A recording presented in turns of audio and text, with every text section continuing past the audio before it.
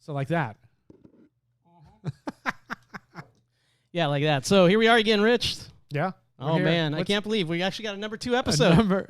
Well, this is actually the number 1 episode. Oh, that's right. It's number 1. Pilot. We're only doing number 1 right now. Number 2 comes later. Right, but it's really 3rd. Okay. Let's keep that convention forever so we're confused. All right, let's do it. Okay.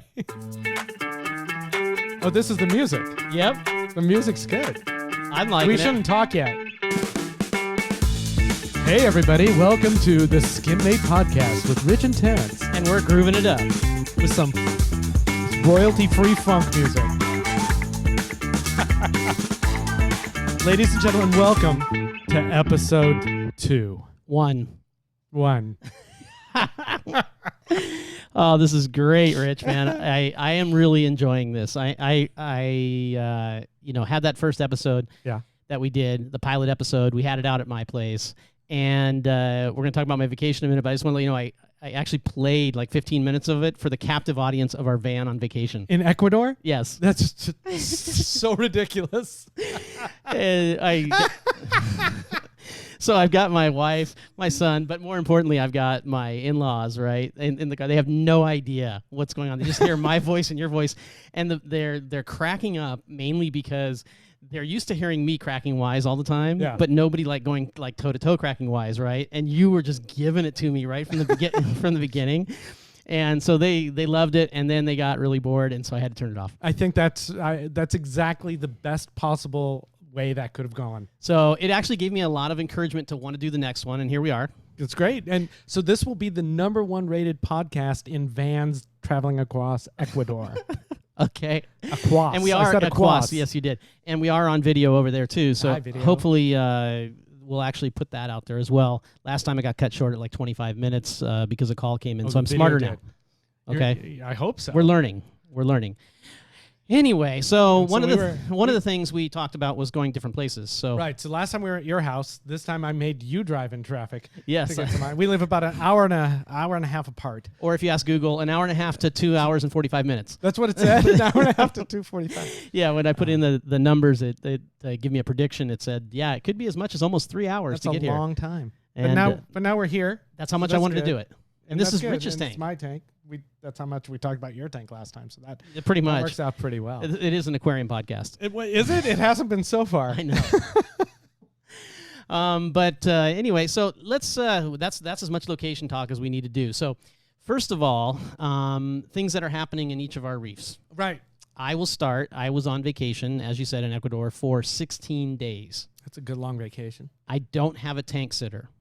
You had nobody. The only person I had in the house that did anything with the aquarium is the caretaker for my mother, who I had pre-cut up squares of food, and I said, stick 2 of these in the tank, just drop them in every day. Don't worry about how green the front gets. Did you have anybody on call if there was a problem? Yeah, I mean, I have friends and Paul and different people that... Okay, because you're on my list. We'll get to that, though. Okay. So I have people, Paul and Russ and probably Joe and maybe Chad and stuff that all would come over and bail me out in some sort of a problem if I was far away.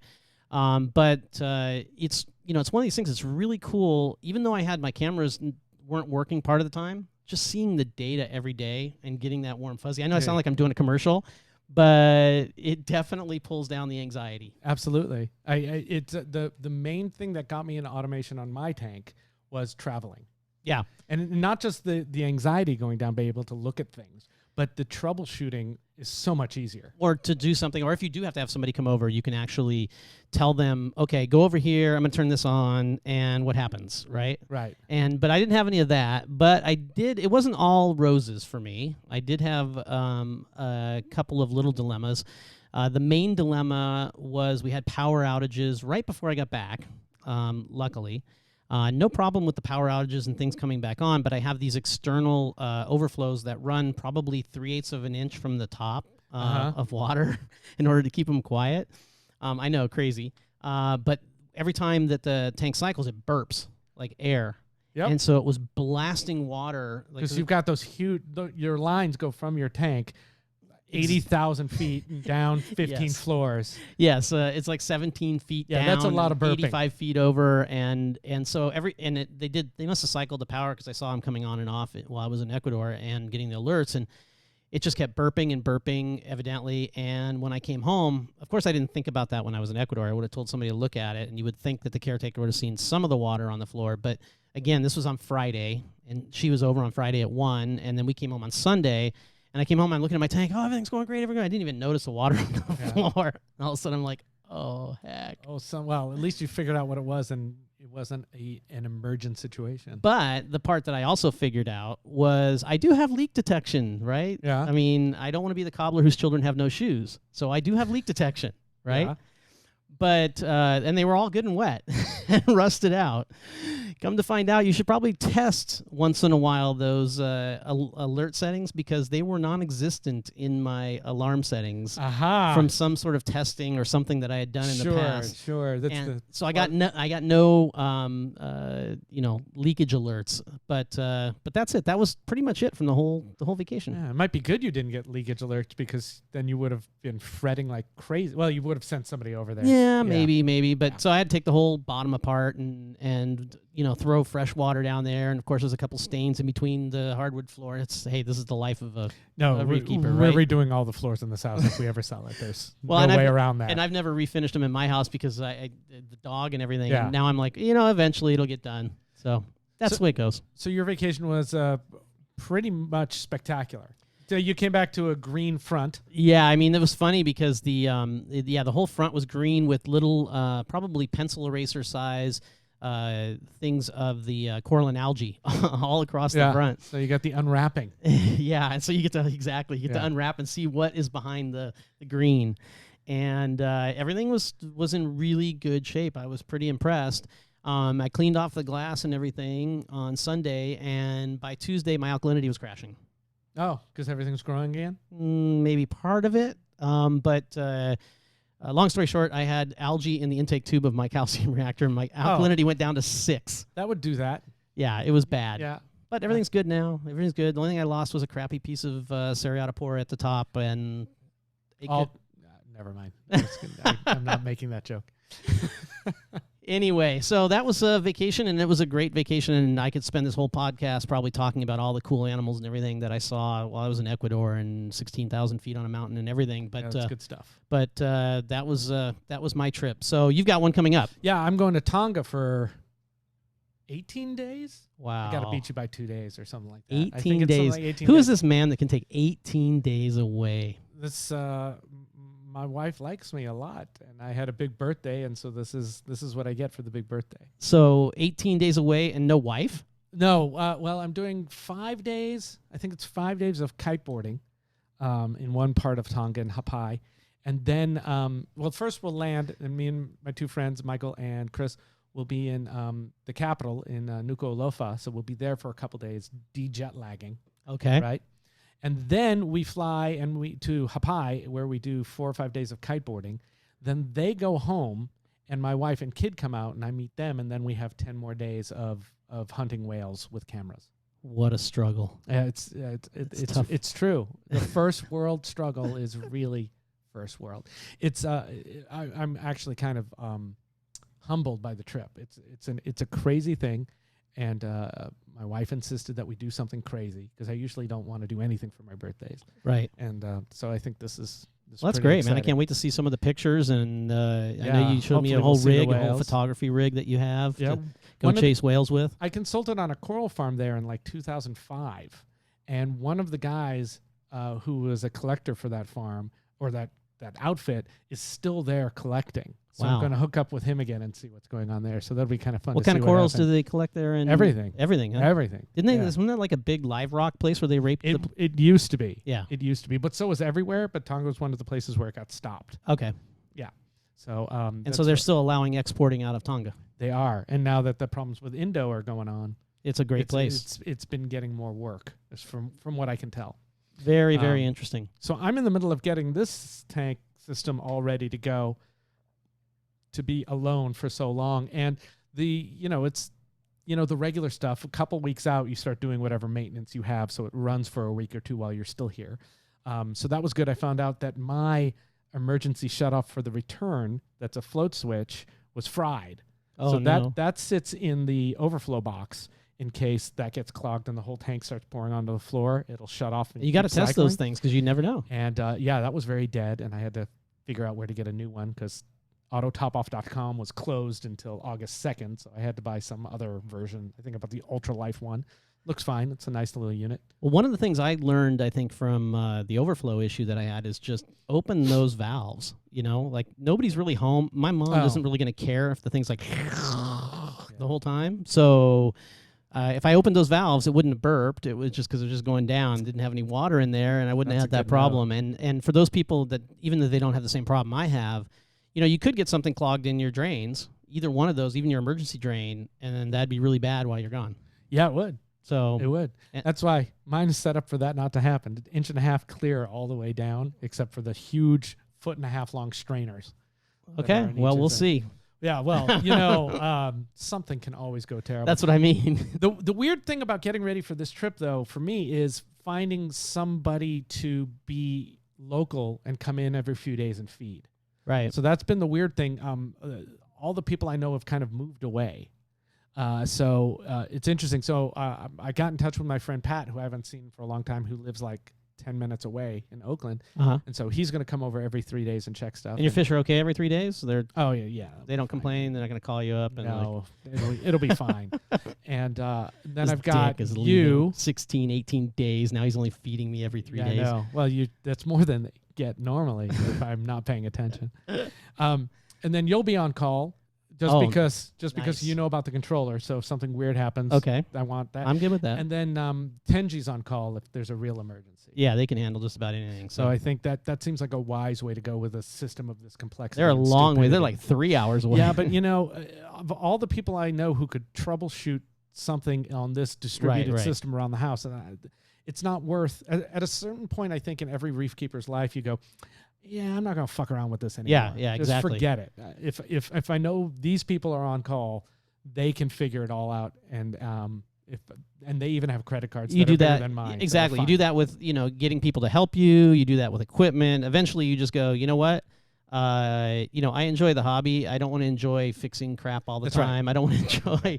And the odds are nothing's going to happen. I mean, nothing terrible has happened in the last year. Right. So probably nothing terrible is going to happen. Okay. I'm not even going to knock on wood because I don't believe I control the universe enough to say it to make it happen.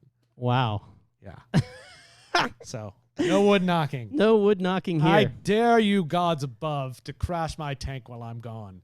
That's the second easiest thing that was possible. Yeah. We used to pray before the juggling show, please prove yourself by ruining the show, which is the simplest thing any god could do.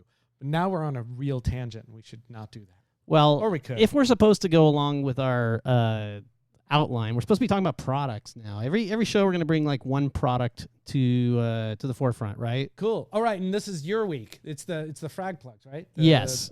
So I'm plugging a plug. Wait, where is it? Is it this one? Oh, yeah, it is that one. Look. Yeah, I'm gonna have to super glue those buttons down. Yeah, well, you can use them too, you know. I could, but I have self-respect. Oh, okay. All right. Well, anyway, so I hate frag plugs. Why? Because I hate them too, but I suspect we have different reasons. There's a few different reasons. First of all, many of them, if you don't like cure them, so to speak, you glue something down on them and you're all stoked and you like stick it in your frag rack, and then you come back a day or two later and there's nothing on the frag plug. And you're like, what happened? And the frag just, even if you have good glue, it just came off, right? And it's somewhere down in the bottom of your frag tank or what have you. That would happen to me often. Okay, I'll take your word for it. Is that something that's got to have something to do with? I think it's with the calcium dust and other stuff on there. It doesn't adhere There's quite nothing right. to grab it, so you could probably scuff that on a piece of sandpaper. Or you let it. What I've always found is you leave them in the tank for a week or two, and then they get kind of nasty, and then you can glue stuff to them and they hang on. Yeah. But I always had them dry and they were in there, and it was like, I got to glue up like 20 frags right now. Let me get it going. And then a third of them would just come off somehow or another. A snail would crawl on them. So that was one thing I hated about them. I hate the color of them. I hate the white. the The white. bright white. Yeah, the bright white. I hate how they, when they grow algae, you can see that they're growing algae. I mean, it's pretty obvious.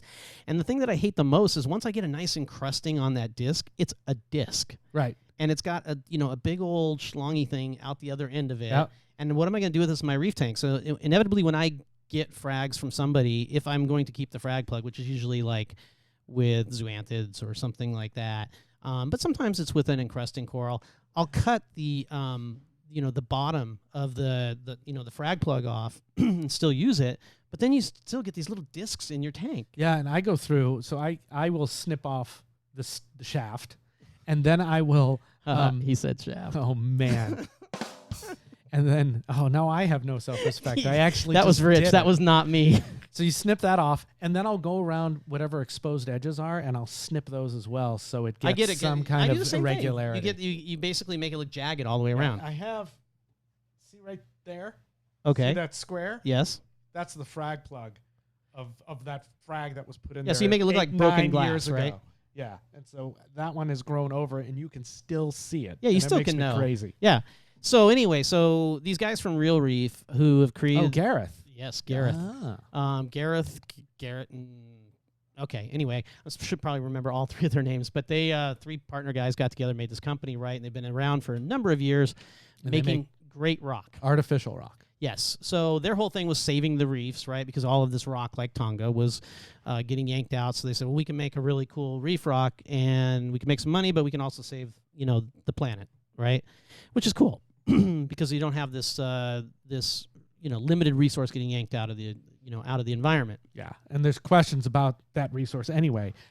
How live rock harvested from the water and then kept in a shipping container dry and for it's dead, 2 weeks. And then what is it? You still get some stuff on it, right? And then it was really interesting when all this was happening. People would be saying, you'd have a couple of camps, and one was like, we want all the hitchhikers, and then the other camp is, what, are you insane? You don't want kill any everything. of the hitchhikers. You get the live rock, kill it all. Don't kill it all. Yeah. So they created this rock, and they've gone through a few different revisions of the rock, and they got great shapes. And the shapes on it are great now. They've got a new branch rock out that's amazing. But then they came out now with these frag plugs. They're not really plugs in the nature of plugs. They just look like little rocks, but they're flat on the bottom, so that they fit, or so that they sit on the bottom of, they can just go right on the bottom of your frag tank. You don't even need the egg crate or anything like that. But what's really unique about them is probably, 6 or 7 different shapes and sizes, right? And they all have like a little pocket in them. And so you cut the frag off that you have, you put a little drop of glue in that pocket, and you put the frag in there, and it not only sticks itself in the bottom really nice, but the edges of the frag plug touch the outside edges of that hole and immediately start to encrust. That's pretty great. And it works, and it's really amazing. A story I'll tell you about is I had really cool, we came out to the bar frag swap about, maybe it was like 5 months ago or something, and I picked up a frag of that fox flame acropora. Oh, yeah, that one. Yeah, I know. I don't know what you're talking about. Yeah, Those are just words. There's all these cool names. It's as an acro. It's an acro. It's an acro. And it's cool. Does it look like it's on fire, or does it look like a fox? Yeah, exactly.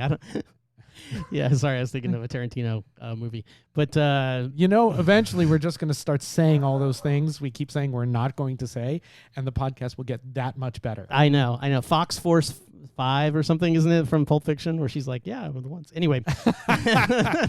But yeah, so it is kind of reddish with like these like a yellow polyps or something. Anyway, it's really nice, and somebody spends way too much money on it, but I got it for free. Brought it home. I glued it onto my, I broke it off and then glued it onto my Real Reef branch like I usually do, so it would grow onto the branch. And stupid fish kept knocking it off. I grabbed one of those Real Reef plugs, glued it on. Then I can glue that onto the things. Onto the rockscape. Yeah, onto the rockscape. And now it's got probably about an inch and a half diameter of encrusting on it. That's great. I have a bucket under the house, and it's a big bucket. It's like a 10-gallon bucket with reef rubble, because that's what I used to use to do the same thing. Right. Those are my dogs barking at something. I have no idea if it can be picked up on this mic or not. This but is the location. I know both of us are looking at each other going, are these dogs on the podcast? Well, they're definitely on that mic over there. So Rich is going to go ahead and kill his dogs now. He is killing them right now. He's already stripped all the hair off of his animals. Now what else can he do? they're doing their job, so I guess I can't really. Oh, be mad. okay. So there's an intruder in the house, and a 7.5-pound bald dog is going to Did you chase see it the off. big bald dog? The Yes, one that I looks like did. a hellhound? That dog Yes. will rip your throat out. I can imagine. She won't, but it looks like she would. So I got a big thing of rubble that I used to use that for. Right. There's issues with phosphates and stuff where I'll use broken pieces of coral for that as well. I think Julian's got a thing called stacks, which is just almost the the same sliced thing up as well. stuff. And this is a nice artificial version of it with a hole exactly from what most people are going to use it And the for. bottom's Sounds flat. great. That's the thing And I like bottom about is it too, flat. because it can set a whole bunch of these frags down. See, so I think I've been thinking about this all wrong because I'm always trying to think of a frag plug that the shaft is removable easily. Right. I think it's the wrong way. I think I have 5 shafts. If I need them in a piece of egg crate, I'm going to glue one onto the bottom of one of these things and slide it in. Oh, so you have like extra shafts? I have so many shafts from all the ones I cut off. You can't bump your own words. That was you. That was bullshit. Oh, you said bullshit. I did. Congratulations. I did. You feel like a real a grown up. That's great. All So right, yeah, Rich. we could use those shafts, and I think that's a great use. That's a great way to do it. I like the Real Reef stuff, so if you guys want to go check those out, and check out their rock, it'd be a cool thing because they're great guys too. Okay? Yes. Yes. And now we want to talk about something we read online. Yes. We read a thread called "What are the 3 biggest mistakes you've made in the hobby?" How far can we go back? In the hobby, Oh, okay. it said. I only read the first page of the thread, so I don't Well, really. I think you read the whole thing. yes. You were diligent. I did my homework. I showed up. The 'Cause it's my house. I was really racking my brain to think of what 3 mistakes I made. I don't know if that's like a statement of my personality. 100%. Yeah. Yeah. Yeah. The fact Because that I could rattle off 3 mistakes you've made right now. You can? Yeah. That might be even more fun. Yeah, you didn't check your leak detectors. You're right. You didn't open the valves all the way. You're right. And you But that's something I learned after the fact. It's not like, okay, I guess it's still a mistake. okay. You go. Wow, he's like crying now. No. You were so excited. I'm sorry. Drink some water. No, I'm good. Drink I'm some good. water and tell us what you were going to say. No, I think probably the biggest mistake I made in the very beginning was in 1985. In the first saltwater aquarium we had, we did not know better, and what we did was we fed goldfish to our fish. Yeah, no. How was that bad? Except for the goldfish. Well, I heard that they're not like nutritionally adequate Yeah. after the fact, so I would consider that a mistake because of that. Fair enough. The profiles don't line up as well. Crustaceans, freshwater, saltwater, closer. Fish, much further apart. So yeah, freshwater fish are not great long-term feed animals for saltwater animals. But it was entertaining. Yeah, I had problems with that. I know. I used to when I even had Oscars, I wouldn't invite the neighborhood kids over because they screamed with glee at the death of these feeder fish, and I always felt that it was something to appreciate, but it wasn't like, gladiatorial, and we should be thrilled that these fish are dying. I'm calling BS on this one only because how many times you show the clownfish culls being eaten. That's So very specific reason why that's and this is exciting. a real scientific kind of like Yes. reason for you to show that. Yes. Yeah. Yes. Yeah, you keep going with that. I am going with that because captive bred animals. Oh no, you got me. Goldfish are captive bred. I'm totally nailed. You got me. Well, because I thought of it that way, I'm going to stick with that. I think Okay. I'm justified in the one I like and just not justified in the one I don't like. Okay. Now my second one. Your second one. Your first one is wrong food. Wrong food. Second one was when I got back into the hobby. I got a 110-gallon aquarium I bought off of somebody else, and it came with a reef keeper. And Oh, yeah? and so I used that for like 4 or 5 months. Yeah. That was my second mistake. Yeah, I can see that. Tell people what that did. What was the upshot of that? Well, you know what? I mean, I guess it was a bittersweet, I guess, because it was a pain in the butt. It didn't work well, Yeah. but it did show me right out of the gate that having automation on an aquarium to like give you some feedback about the temperature and to turn like things on and off for you automatically is pretty darn handy, and it ultimately led me to the Apex and ultimately led me to the job I have now. So in that way, I guess it was a mistake that really worked out well. Which actually led to bigger mistakes. Oh, no. No! Okay, now more recently, what mistakes have I made? More recently, I bought a calcium reactor from a European company with a crappy pump in it. Ah. And on the advice of somebody I really respect, whose name I'll leave out of this, who also had the same issues, and I just ignored them because he is such a successful reef keeper. Gotcha. And you couldn't replace the pump? I replaced it 3 times. Oh, with the same pump. And then I changed it to another brand's pump to keep it working, and the plumbing was all like glued down to the lid. Yeah. So and then I had a crack in the plumbing, and then I had to replumb, and it was just a nightmare. And so it was a mistake to think that a product that cost a lot of money, which it did, is going to be better than the product that probably I could have built myself and done a better job with. Yeah. So. Okay. Those are good mistakes. All right, now let's hear yours. Oh, I have never made any mistakes. Yeah, of course. For some reason, I thought my version of the joke you did would have worked better. It did not. Let's see. Most of mine, and I've made a lot of them, most of them would be not thinking something through. I think a lot of them would fall under that category.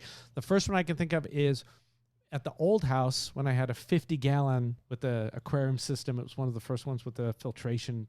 Like bio-balls or something? It was like behind the tank. Oh, okay, yeah. I forget what it was called. No sump. It was all right, there. right.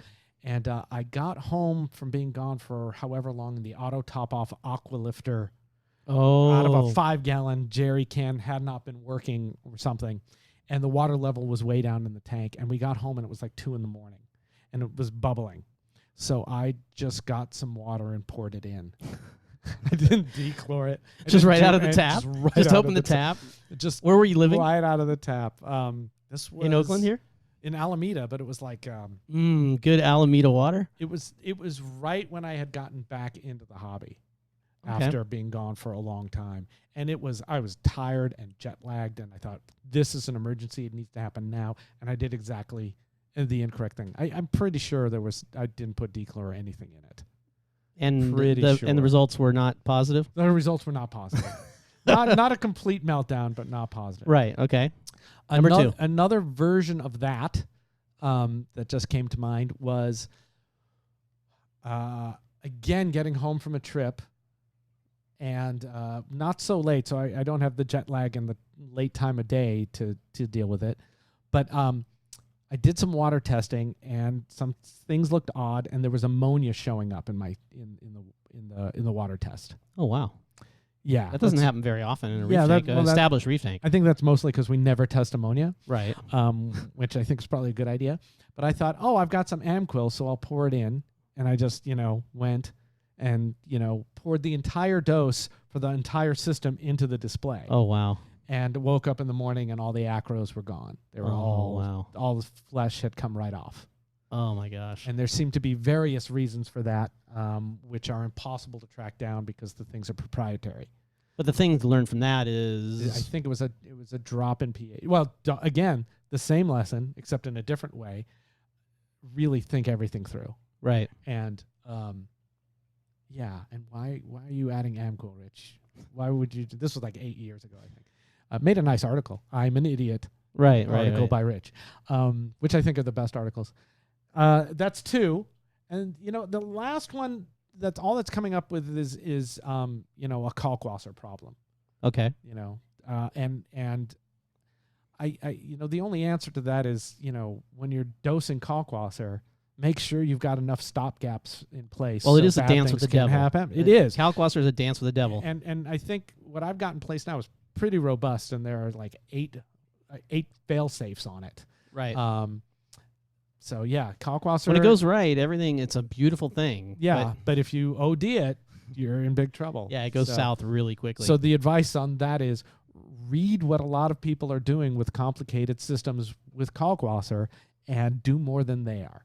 Right, So right. yeah, mine's like on a timer on a small pump that can't pump too much, and the pump can only be on every 15 minutes, but there's a float switch that turns it on and off geez. anyway, and it just mitigates the amount it can do at one time. I've only tried it works once, fine. and it was just too much of a hassle for me, and I just was like, Yeah, it's just moving the problem around.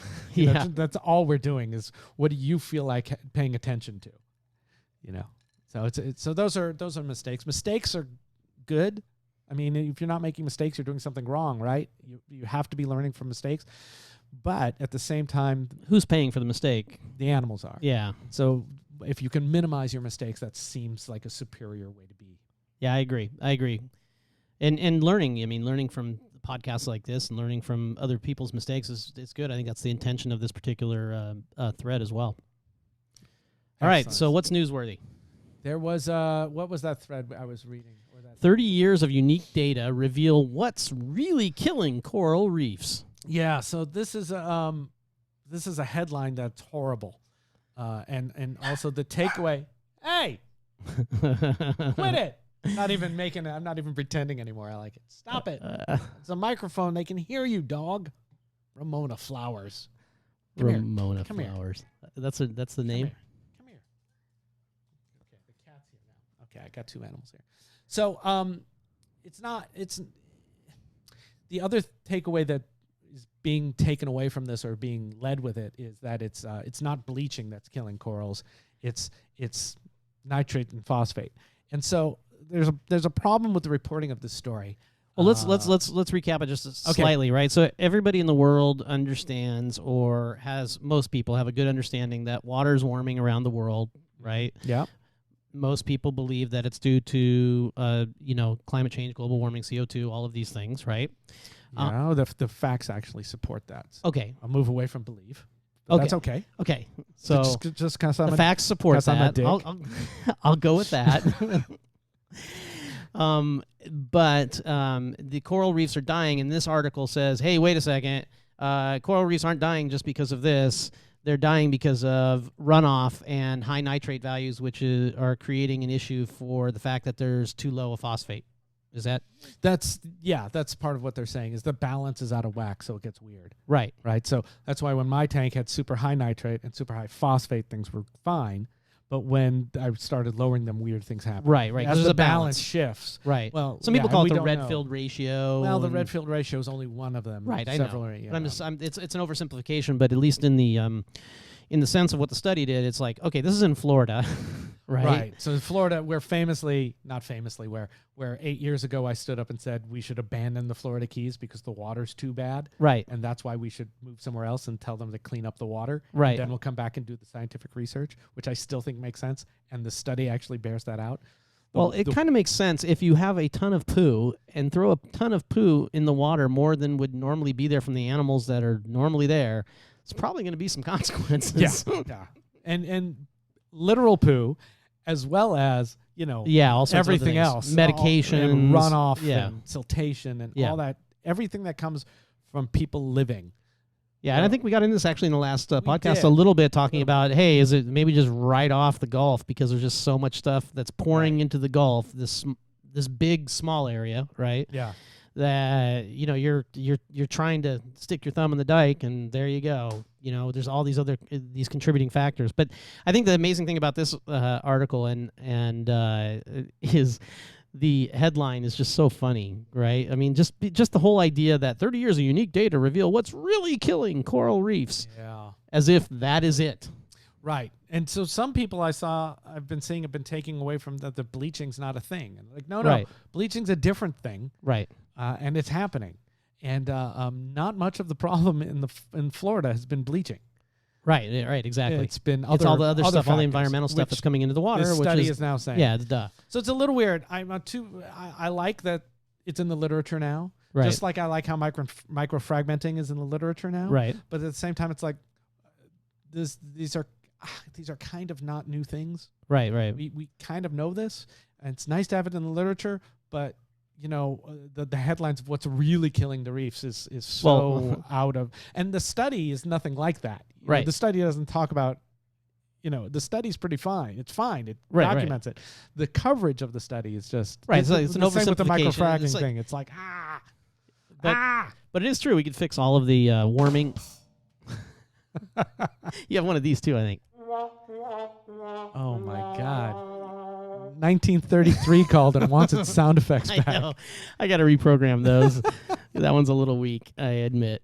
Anyway, that is the news that we're talking about, and I think at least people are paying attention to this stuff, right? Yeah, a little bit more. I think it's good, and the hobby discussions I have, the points we just made, were all seem to be made in those threads and those discussions, which makes me very happy. Right. I'm very happy to go to threads now and be reading it and get my hackles up and then read 8 people say what I would have said and then not have to say anything. Right. It's great. Right. It's great.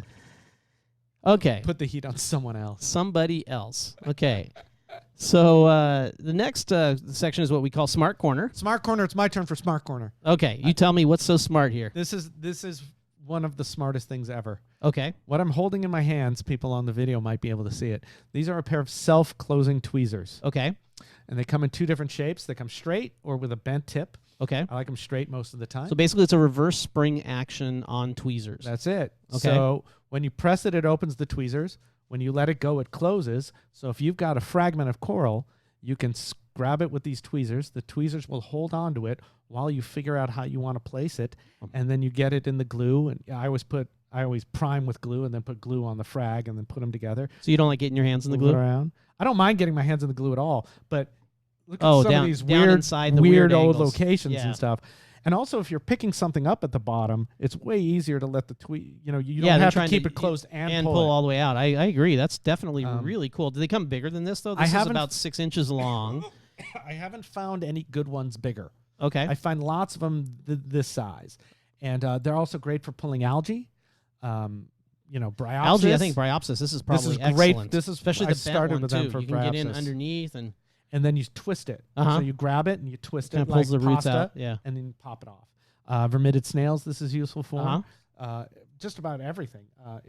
They're kind of useful all over the And I place. saw they're like $6 on Amazon. They're like or something. $6, and you usually buy them in a kit of the bent and the straight. Yeah, I saw that. I think both of them. I think were $6 yeah, for the you pair get for the on pair. Amazon. And then the other what's related to this about cool stuff. What did we call this? Tech corner? What do we know? Smart Corner. Smart corner is in here. Gresham Handy loved this when he saw it 20 years ago. There's a magnetic tool holder mounted up above the tank. So all of my tweezers. Well, my they're not pliers, stainless that doesn't stick to magnets. They're actually they stick to magnets. because they're that inexpensive. Yes, of course. These are all disposable, Of although course. these last a long time. And all my tools go up against the magnet. That's handy. And Definitely right very there and handy. The easy. magnet thing's very handy, absolutely. And if they came, 2 for 1. yeah, 2 for 1. I have not found bigger ones. I'd like to find bigger, longer ones with Mhm. longer forks and also more of a curve. But I've yet to find any of them. Let Y- me- you know, we let us talked about know the if you hear 'em. chopstick thing maybe a little bit before, maybe you and I. I mean, you could put like a floaty on this probably too. Yeah, if you dropped it, it would Dropped float it, up. It would float up to the top, something like that. Yeah, Very neat. yeah. So I like these a lot. Amazon. Amazon. Look them up. Look them up. Self-closing tweezers. Okay. All right. So here we go. Something Now- to think about. Yeah, this is our something to think about section that we do, where we try to get a little bit more, maybe more philosophical or in depth with something that's happening in the hobby. Maybe in this case, you We're gonna talk about. Can you get an is from an ought? No, sorry. Go on. I don't even know what that yeah, means. that's well. You said philosophy. So. Oh, okay. I know that's your gig. But anyway, this is an article that came out. Says basement preservationists can hobbyists save rare fish from extinction? So this is a topic that comes up. It's mostly talked about in the freshwater world, where some of this has happened. That the red-tailed shark, red-tailed shark, Okay, doesn't exist anymore or didn't exist anymore in the wild, but we did have it in tanks. is that like the one I had when I was a kid? That, Yep. that little one? Yep. Seriously? Yep. That they called a shark, and I would tell my dad, Yeah. I'd be like, Dad, It's that's not a not a shark. shark. What? And- And he's like, that's a shark. I'm like, you want a shark? Get me a saltwater aquarium. Then I can have a shark. And what did he say? He said, hell no. Hell no, that's expensive and no one can do it. Exactly. Fast forward. Well, this is like 1980 at this point, 1979. Yeah. So Oh boy, that was a good time. In the anyway, reef so world. the red-tailed shark that I used, that thing actually went extinct in the wild. if I'm recalling correctly, Wow. and but we have them in tanks, and so then there's some Plecostomus. There's a bunch of fish that we can point to and go, well, really, there's more of these in aquaria than there are in the wild. Okay. Right? And, the desert pupfish comes up with, Is that the one that's in the mud? It's it's not really in mud, but it's in the desert in really hot water. Okay. Yeah. Well, anyway, they had these bumblebee alatoka was the name of the fish. Now, what's really interesting is this guy's over there in Germany, and he has these tanks, okay, in the bunker that is the deepest, hardest to penetrate bunker that Adolf Hitler ever had. It had all of his anti-aircraft guns and everything else on it. He's literally in Hitler's bunker. He's literally in this bunker. You think, knowing me, when I read this article, that would have stuck in my head. Yeah, it would. Anyway, it opens up that way in the beginning and talks about it, and that really is what drew me into the article. I was like, whoa, fish in a bunker. That's awesome. Yes. This guy must be my friend.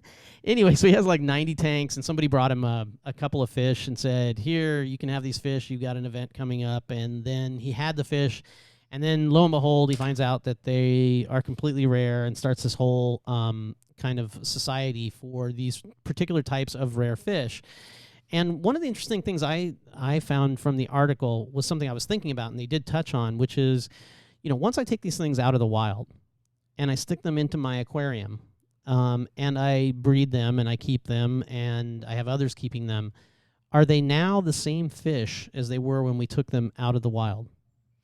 Yeah, and that is a question that is wonderful to entertain when we don't think the planet's in trouble, right? So 30 years ago, we were having the same discussion, and that was the point. Okay. And you would have had me going, yeah, we'll probably never be able to release those into the wild because there's too many weird things going on in your tanks, right, that can have bad impacts in the wild. That's part of what I'm saying, but it's not entirely what I'm saying. Now I'm not saying that at all. Okay. I'm saying that possibility may be completely moot. Okay. It may be in such problems that I'm not going to care at all, and no one's going to care at all about the history of these animals. Just do we have them to put back when the environment's okay? So do we? I see what you're saying, but I'm not talking exactly about that. What I'm talking about. I'll shut up then. What I'm talking about is I save this one fish that has these characteristics from where it's from. It's evolutionary characteristics from where it's from. And now it's in my aquarium through, maybe 185 generations in my aquarium. And it's now maybe even given up some of those and gained other traits that it has. It's no longer even the same fish. It's not being selected. The traits are not being selected the same way. Correct. Or at all. So even if we do have the extinction event in that particular fish or multiple fish that we're keeping this way, it's not like putting this one back. We're actually putting back the same fish anyway. Right. And that's part of, and again, call me if I'm misunderstanding you. That's part of the reason why zoos and aquariums have SSPs, species survival programs. Okay. SSP, right, species survival programs. And they're trying to take that into account. So you and me breeding some fish in our house and swapping back and forth and trying to get other people. Okay. That's one thing. Making sure we have enough brood stock to have genetic variability that we want over time in our captive stock is a whole different question. So an SSP is looking to manage those animals in a way that keeps their germlines healthy and as close to natural as possible. Okay, so the first thing is that's what this article is about how to do that. No, it's about people in their basements doing it. Yeah. And are these guys going to be the ones that are going to save the world? Yeah. Okay. And my contention is it's all neat and everything, and maybe they're, and some of the discussion in the article too is like, well, some of these guys are even, breeding these just to get one color, and right. And the guys that are doing it are saying, yeah, but once they go back in the wild, they'll go back to the way they were, and there's all of these different discussions, but but I look at it, at least if you and I am a person who believes in evolution, is that you're not in the same water, you don't have the same other predators around, you don't have all of these other things, and even with the species preservation program, is that right? Sure. That you're talking about, I don't know enough about it to know how they emulate that in the breeding to keep those traits. Well, it's what kind of so penguins is a big one. I can't do fish because there's The fish ones are a little bit weirder. Okay. Or a little harder to get your head around for the reasons I think you're saying. Correct. But so try to give as naturalistic environments as possible, naturalistic food as possible, and then control who breeds with who, but not for color reasons, Right. for health of the species reasons. That totally makes sense on large animals to me. I can Yeah. I can totally get that with the larger species and how we're able to manage their environments. Yeah. When we're talking about, tiny, threadfin minnow something or other that's living in the California Delta, Yeah. I don't see how that's possible. I'm not saying it's a bad thing to not do It's this. just- It's just I don't want us to fool ourselves, and this probably goes to you more than anything, which is pay attention to what's going on around us, people, because just because you think you have this bank of stuff, it's not the same stuff, quite possibly, and it'll never go back in the same way. We don't know until we try, Right. and it might be too late. Yeah, I find that whole conversation really interesting because with the smaller animals, they're reacting to environmental pressures faster because they have more generations. Yeah, they're more generations faster. So the ones in the Delta now are not the same as in 30 years from now anyway. Correct. Yeah, absolutely. And especially because what we're doing to the Delta. So we're Sure. even having impact there. So it's a really fascinating ethical question nowadays about stuff that mattered before that we were saying, no way can we release these animals into the wild again. Now that might be changing a little bit because if those are the only animals. Well, and if you are affecting the environment as humans anyway, I mean, other animals are affecting the environment too in different places too Sure. to change the way things move and make other species extinct and whatnot. It's a really, like you said, a real interesting ethical and philosophical question. Is like, okay, yeah, we're human beings. We're supposed to be smarter and the smarter top of the chain, but we're just changing our environment too. Well, and absolutely. And, let's put it in terms that I think that people listening to this the two people listening to this might understand. It's you and I. Oh. It's you and I listening. And my in-laws in the van in Ecuador. But they're also taking cyanide. These Picasso A-grade Picassos here that I bred, right? Okay. Those are not such a good thing to think about releasing back into the wild. Probably not, right? no. Right? The Juggalo clowns, The or Juggalo whatever they're called, the Skeletor clowns. Those might get picked off immediately by predation anyway. Right. But if they're the only thing we've got, Right. But if we cared, and I think this article talks about it too, we'd be breeding natural wild types. Right. That's what we'd be doing. Yeah. And some people are doing that. I get worried about stories like this that have people bandwagon jump and say, "See, we are doing good." And it's like, Right. it's a little harder than that. But well, one of the interesting it's things in the nice. article too is that one of the scientists that were talking about it was like, yeah, but and this is the part I kind of had a problem with, because somebody's questioning what their motives are for doing it. Yeah. And if it was good, or it's possibly good for later on to save these species, why do they care what their motives are? In other words, like, oh, these are just people who want to collect stuff, and that's kind of their thing of collecting things, and that's not really right. Yeah. But if they're doing it and there's good as a byproduct of that, them collecting, why do you care why they're doing it? Because they're only collecting for as long as it's convenient for them to collect. Okay. It's not an actual arc. It's a ephemeral arc. Oh, I get it, but it's better than zero arc, isn't it? Because Is because if it's the end of whatever that fish is tomorrow or the next day or that whole river or whatever it is, at least that little section was being done rather than nothing. That is one way to think about it. Or if they certainly aren't doing it for the color, by the way, because these things are ugly fish. Okay, these are not juggalo clowns or lightning longfin whatevers. These are some ugly fish that you would just put on your hook and to catch another fish with, basically. I think I'm just saying that would be the objection to it. Right. That's why. And then you end up with freak dogs like my dog, and what good is that going to do in the wild? Everything's going to eat that. Look at that. Look, it sits on a pillow and shakes. Actually, I saw your cat in Book of Eli yesterday. I was watching that. And now that cat, it ended up not in such a good point. That cat will fuck you up. This little dog is a snack for everything. Yeah. Yeah. Yeah, it'd probably fry up good. But he's damn cute. Yeah, he is cute. Damn. Is it he or she? She. It's a she. Okay. It's how. If you want to, I think the idea of hobbyists arcing animals sounds really good and is something we all want to go, yes, look what we can do. But I think look, if we can't get our heads around alkalinity, Right. I'm worried about getting our heads because around people will this. see that as some sort of a panacea for other bad actions that they can take or that the world can take because somebody else is taking care of it. If something bad happens, don't worry, we got this. Or the truth is, this guy here, he stops, it's done, right? True. Well, It's- not exactly because But there's a it's whole... spread out. But yeah, right? We wouldn't have lightning maroon clouds. How do you like this, know? considering you're part of this professional group? The hobbyists have been more reliable than the professional institutions in terms of keeping a species around, says a fish biologist. A fish biologist. some yes. Absolutely. In some circumstances, yes. In other circumstances, no. Okay. And I'm not going to say that professional institutions have done a great job of it either. I was just before laying out some of the reasoning behind it. I just saw that Cuba video of the public aquarium in Cuba. I can assure you that there are places that things are not going well.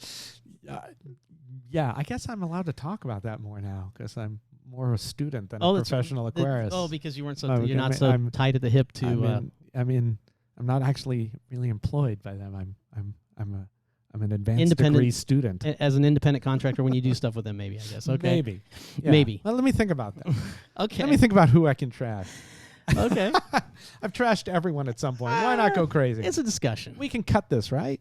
I don't want to. It's too much work. I just like keeping it the way it is. You know, it's a multi-track thing, so I can do that. Perfect. But the last one, the pilot, I looked at it and said, you know what? That was pretty good. I don't need to do anything. I think if we don't need to do anything, it's better. Okay, So- on that, let's wind up. What have you learned from this episode? What have I learned from this episode? I have learned not to put Amquil into my aquarium. Ever. Good. So that was definitely good. And I learned about these tweezers, which Wow. until I saw the pre-show paper that we do, I didn't even know they existed, so I will get me a pair of those. Swinging. How about you? Did you learn anything? I learned that these chairs make us look very short. Okay, we need stools. And I'm not so happy with this setup. But I'm not upset about this setup. Well, that's only if people watch it, right? Everybody who just listens, right. If they you're don't know just any different. listening, we look great. And I feel like I need more caffeine before an episode. Okay. Those are the things I think I've learned. All right. Well, next time we will load up on some good Americanos or something. Excellent. All right. On that, guys, this is the end of episode 1 from Skimmate, Which is really episode 2. the podcast, with Rich and Terence. And we hope you enjoyed it. And, tune in for the next one. You'll find it out there on the Apple Podcasts, Apple iTunes, all of that stuff, right? Yes. And Everywhere good that'll be it. podcasts are free. Oh, and this is our play out too. This is our outro. We need lyrics. I'm not giving. Yeah, we that. do. Reefkeeping. No. Reefkeeping. That would be terrible. That would be horrible. So the next episode, we're going to talk about some reefkeeping stuff. We didn't do that? More. Oh, it never more. ends. Okay. Well, I am up for it. I'm loving this podcast. All right, I'm going to get caffeine. All right, out.